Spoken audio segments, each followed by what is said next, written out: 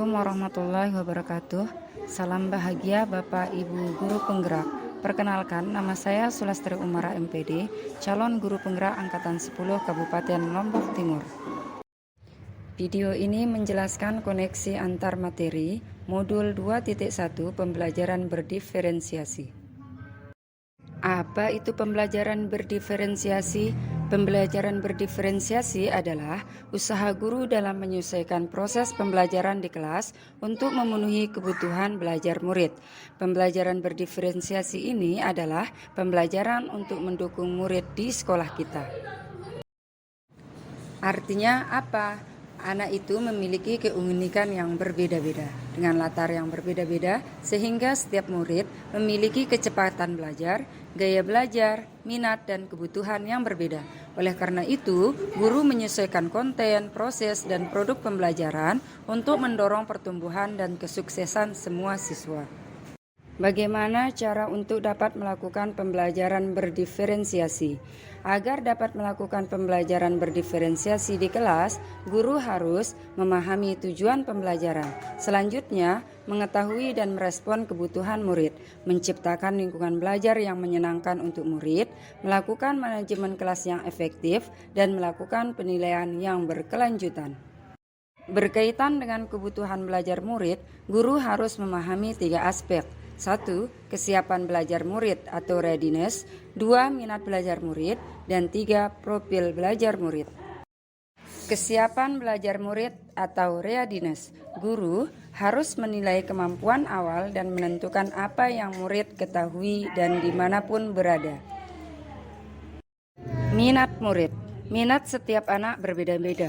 Minat adalah salah satu motivator penting pada murid untuk melihat pada pembelajaran. Profil belajar. Profil belajar dipengaruhi oleh lingkungan, kecerdasan majmuk, gaya belajar, dan budaya. Kebutuhan belajar murid dapat diidentifikasi berdasarkan cara-cara berikut ini: mengamati perilaku murid, mengidentifikasi pengetahuan awal, mereview dan melakukan refleksi terhadap praktik pengajaran, berbicara dengan guru, murid sekeluarga, membaca raport sebelumnya, dan menggunakan berbagai penilaian formatif dan diagnostik.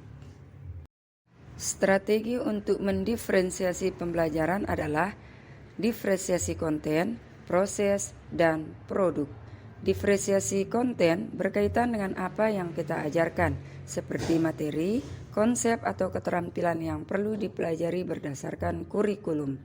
Berdiferensiasi konten bisa dilakukan dengan membedakan pengorganisasian atau format penyampaiannya, bukan mengubah atau menurunkan standar kurikulum. Diferensiasi proses, kegiatan yang memungkinkan murid berlatih dan memahami atau memahami konten dengan cara membedakan proses yang harus dijalani oleh murid.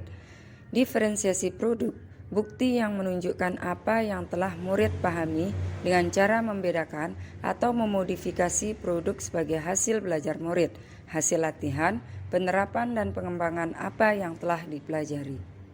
Apakah ada keterkaitan antara modul pembelajaran berdiferensiasi dengan modul-modul yang lain? Tentu ada.